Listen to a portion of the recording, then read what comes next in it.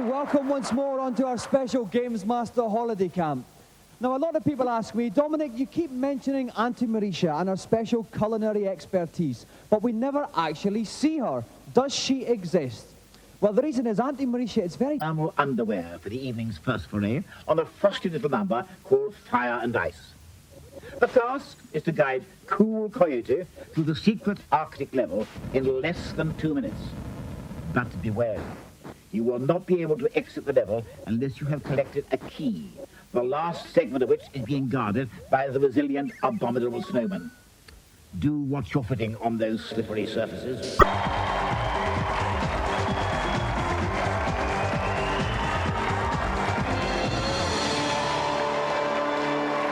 Welcome, Kawinda.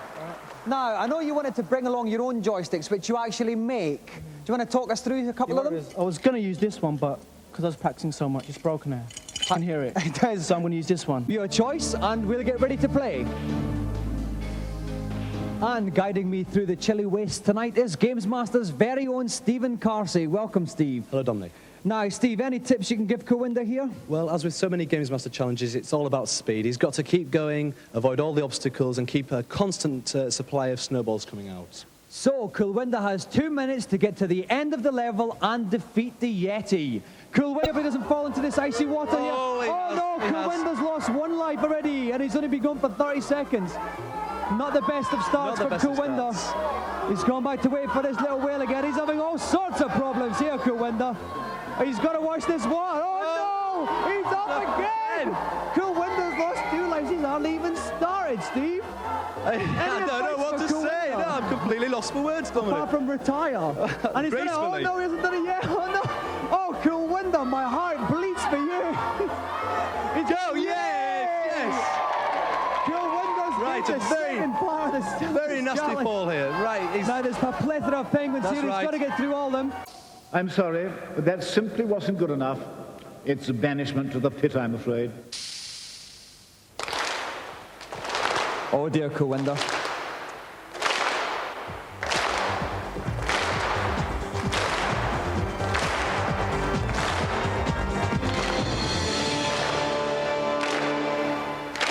Well, while we mourn the sad end of Kawinda Rai, joystick maker, let's console ourselves with tonight's reviews.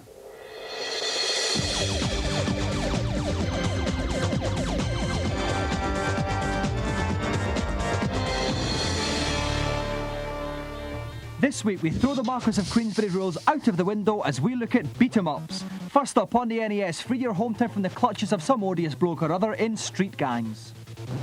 It looks old. The graphics are pretty poor. The little men are sort of short, squat creatures that sort of maraud about. I'd rather sit in a vat of pulse manure than play this game. Give it to your worst enemy as a birthday present. With games such as Star Wars and Mega Man 3 on the NES, this really is no competition against them. So, in my opinion, stay well clear. It's more just smash the buttons and direct the joystick. The graphics are good, the sound's good, but there's nothing really to make it really gel together. Hang on to your money that a little bit longer and buy Streets of Rage 2.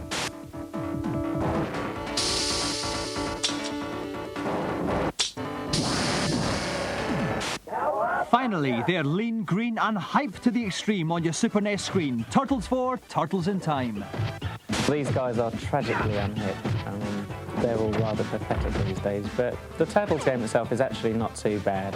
To be fluid, rather than the usual old concept of a character with legs that runs and walks and jumps.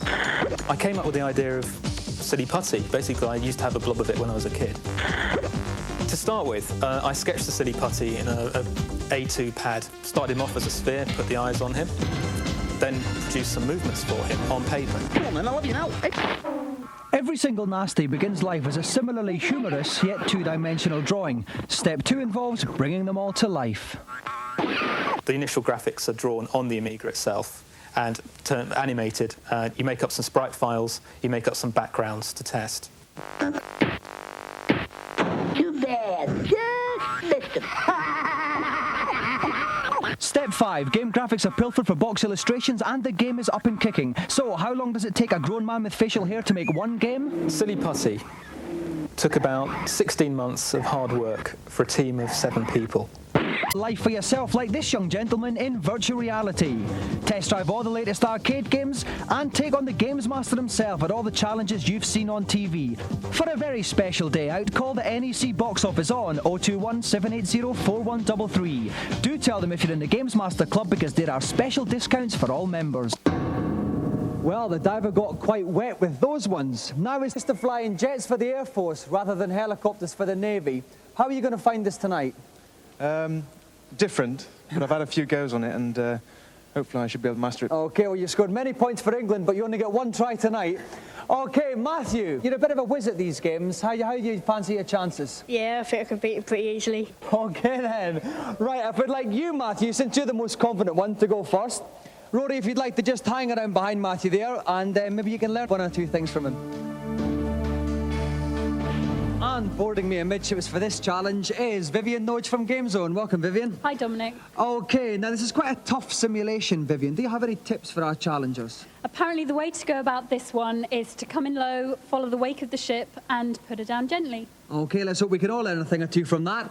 Matthew, are you ready? Yep. Then off you go. OK, so here we see Matthew just slightly to the right of the ship. Now, where's he going to actually land on this ship? Is it quite near... I think it's quite near the back of it, I think. Yeah. Oh, yeah, we see the little circle there. OK, he's pulling up a bit. He's losing speed. Oh, no, he's got his speed back up now. There's other helicopters dotted about. They're going to be a problem if he gets near them. That's it. Gently does it, Matthew. Oh, what's this little cross? Right, the idea is to put the cross within the diamond, and that means you're on course for a good landing. He seems a bit out at the moment. OK, he's getting there. Oh, yes, he got it in there. He's nearly there. He's just got to guide it in there. He's got to guide it in. Oh, and he's landed. And Matthew's a score of 61%. Excellent score for Matthew there.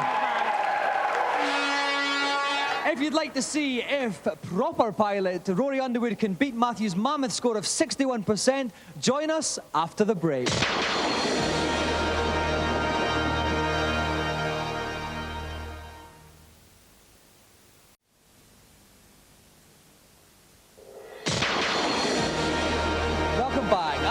Vivian Nodge from GameZone beside me. We have just witnessed an amazing descent and launch from young Matthew Frary on an official Navy helicopter flight simulation.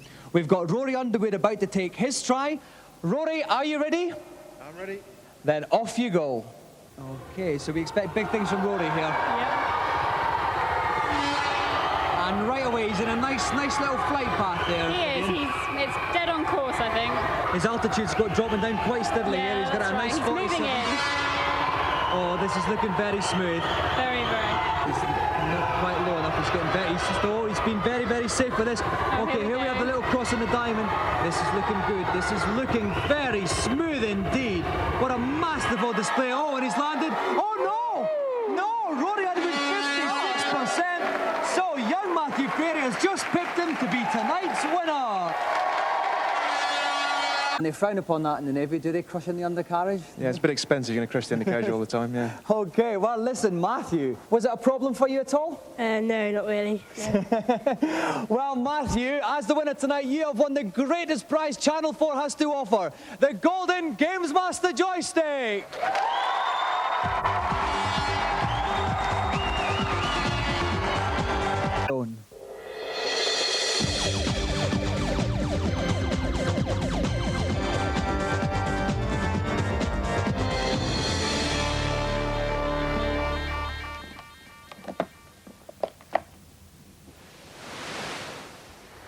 Welcome to my consultation area, up here on the helipad. How can I help you? Increase your whip strength. Make a leap of faith into the space beneath the staircase. Keep walking left, and you will drop to another platform, where a cascade of essential power-ups awaits.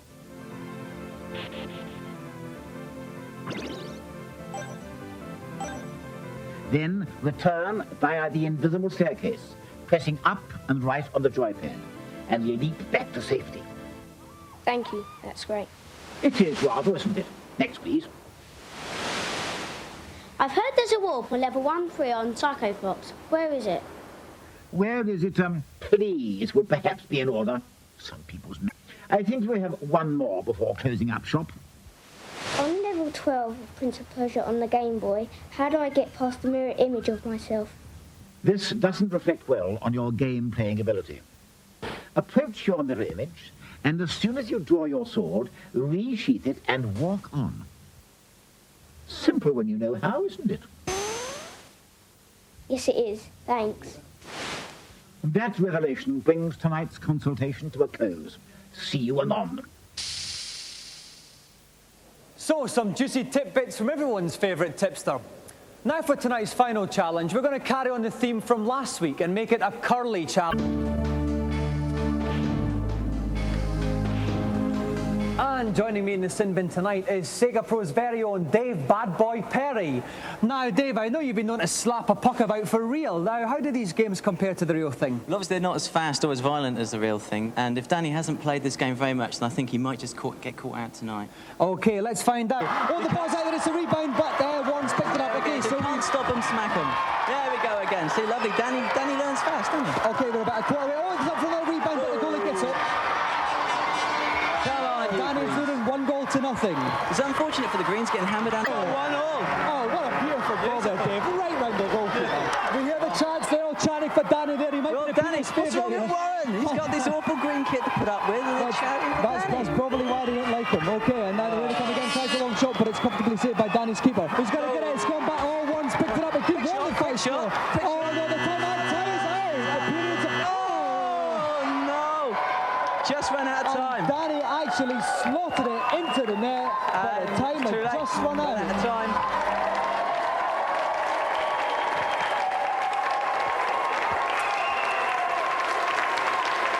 OK, thank you. Well, Warren, commiserations there. The challenge was to beat Curly. You got an honourable draw, which is better than anyone else did. So talk us through, how do you think you failed to get that elusive victory? I managed to get one back, but just couldn't get it past their goalie, so... OK, now Danny, still undefeated. Is there anyone out there who can beat you? Well, Warren nearly did.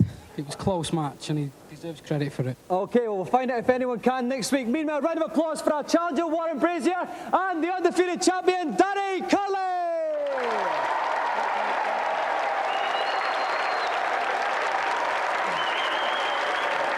That's it for another show. Be sure to join us next week when Take That will be here. Andy Mauritius warming up for that with a little Sprat Thermidor with rice pilaf. So I'm off for a nibble, and I'll see you next week. Good night.